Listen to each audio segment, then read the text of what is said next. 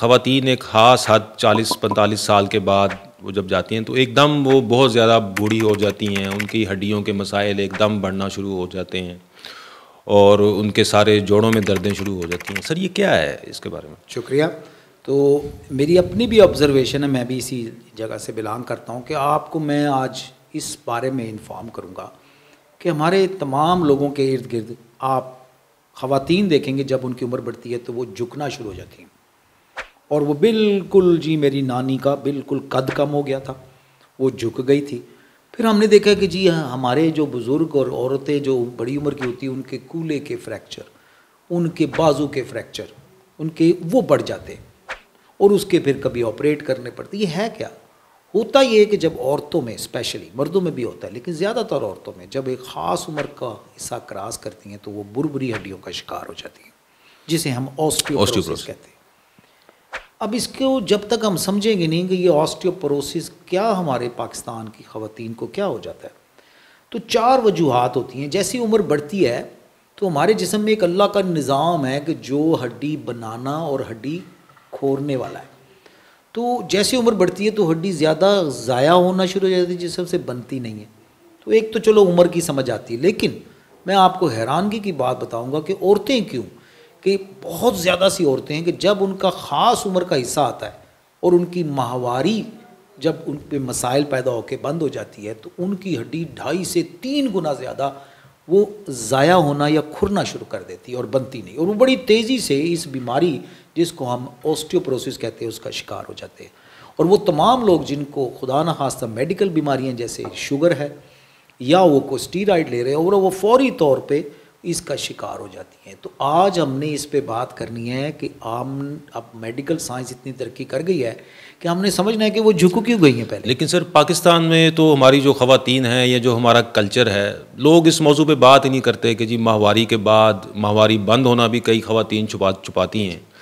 तो ये माहवारी का क्या इसमें रोल है सर? हाँ जी, इंसान का जिस्म जो है वो एक अल्लाह ताला की ज़ात ने इस तरह बनाया है कि उसमें मुख्तलिफ हार्मोन रखे हुए हैं। जब एक ख़ास वक्त पे वो हार्मोन जब अपना काम तब्दील कर लेते हैं तो वो माहवारी जो है उसकी बंदिश हो जाती है। उसका असर ये होता है कि उन हार्मोन का अच्छा काम ये भी है कि वो हड्डियों पे काम करते हैं। जी सर। तो वो हड्डियाँ जो है वो फौरी तौर पर उनमें वो काम नहीं करते तो हड्डियाँ बनना कम हो जाती हैं और वो जो प्रोसेस से निकल रही हैं वो ज़्यादा हो जाती हैं। तो लिहाजा ये बहुत बड़ा रोल है कि जैसी ऐसी औरतें आप स्पॉट करें जिनको ये हो चुका है अमल, पहले 10 साल इस माहवारी बंद होने के बाद उनको डायग्नोज करें। उनके लिए हमारे पास अच्छे अच्छे टेस्ट हैं जो कि हम फौरी उनको अडाप्ट कर सकते हैं कि इससे पहले कि वो झुक जाएँ या कूल्हे का फ्रैक्चर का शिकार हो। तो पहले तो हमारा ये है कि हम इसको रिकग्नाइज़ कर, अगर आप वहाँ पे मौजूद हैं, आप हमें देख रहे हैं, सुन रहे हैं, तो इसमें कोई ऐसी टैबू वाली या कोई ऐसी बात नहीं। अल्लाह का एक निज़ाम है, उसके अंदर आप फौरी अपने आप को रिकग्नाइज़ करें कि मेरे इस अमल के बाद मेरे जिस्म में तब्दीलियाँ आ रही हैं, मुझे दर्दें हो रही हैं, मेरा कद कम हो रहा है या मुझे कोई ना कोई रिसेंटली फ्रैक्चर हुआ है।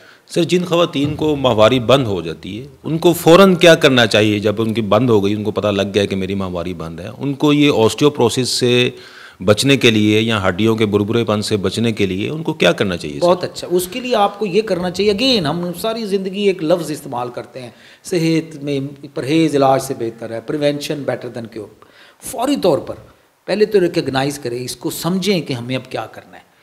खुराक, अपनी खुराक को ना जाने दें, जिसमें आपने दूध दही का इस्तेमाल, सब्जियां, गोश्त, घर की बनी चीज़ें, पानी, कोला से बचना है। नंबर 2। लेकिन सर ये तो ख़वातीन तो अब डाइटिंग में, मेरे काफ़ी सारे जो हमारी पेशेंट्स हैं वो तो 50 साल की उम्र में भी डाइटिंग शुरू कर देती हैं सर, उनके लिए सर क्या किया? ये तो बहुत ख़तरनाक है ऐसी औरतों को जो डाइटिंग करती हैं। अब तो डाइटिंग और तरह होती है। अब इंसान को हमें समझ आ गया है बैलेंस डाइट। बैलेंस डाइट का मतलब ये आप प्रोटीन खा लें, आप ना कार्बोहाइड्रेट खाएं, तो वो डाइटिंग के लिए भी अब ऑप्शन आ गया। दूसरा जो इनका प्रिवेंशन का ऑप्शन है, फिजिकली एक्टिव, वॉक करना ना छोड़ें, मिनिमम जो कर सकती हैं अपनी वॉक को बिल्कुल ना छोड़ें। हमारे औरतें घरों में बैठ जाती हैं। सर ये पता कैसे चलेगा एक खातून को कि मुझे मेरी हड्डियाँ भुरभुरी हो रही है? क्या इसके कोई टेस्ट हैं या उसको खुद ही सेल्फ असेस करना चाहिए? तमाम ख़वातीन अगर इनमें से किसी अलामत का शिकार है तो फौरी टेस्ट करें। अगर आपको बैठे बिठाए कोई बग़ैर बहुत ज़्यादा गिरने से, चोट से आपकी फ्रैक्चर हो जाए रिस्ट का, जिसको हम कहते हैं गुट का इलाका, कूल्हे का, कमर झुकने लग जाए, उसका फ्रैक्चर हो जाए, तो समझ लें कि आपको बुरबुरी हड्डी हो चुकी है। ठीक है, नंबर 1, इसको इनसफिशिएंसी बगैर किसी वजह के बड़ी जल्दी आप फ्रैक्चर का शिकार हो जाए। नंबर 2, आप ये देखें कि आपको जिस्म में दर्दें आना शुरू हो जाए, जब आप उठे तो आप फ्रेश ना हो, आपके जिस्म में दर्दें आ रही हैं। 3, आप देखें कि मेरा जिस्म में कद कम हो रहा है और मैं झुक के चल रही हूँ, मैं आगे की तरफ चल रही हूँ, फौरी इस ऐसे मरीज़ को उसकी तरफ जाना चाहिए।